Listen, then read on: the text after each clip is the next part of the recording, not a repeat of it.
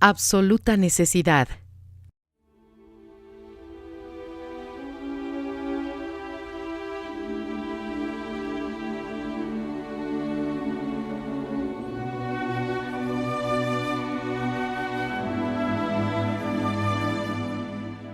Porque os es necesaria la paciencia, para que habiendo hecho la voluntad de Dios, obtengáis la promesa.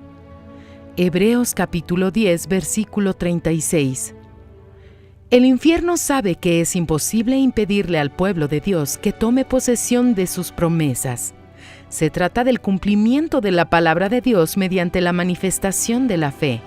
A causa de eso, el mal ha creado obstáculos para retrasar el cumplimiento de esas promesas, es decir, para impedir que el pueblo de Dios manifieste la fe o persevere en esa fe, haciendo la voluntad de Dios. La táctica del mal es crear situaciones para atrasar la conquista del pueblo de Dios. Contra eso, las armas de la fe son perseverancia y paciencia. Perseverar significa no cambiar de intención o de orientación, mantenerse firme hasta la victoria final. Por otra parte, la paciencia no permite quejas, murmuraciones, etc. Independientemente de las dificultades, sabe que conquistará. El perseverante jamás se deja llevar por las dificultades. Por el contrario, las usa como escalones para su conquista.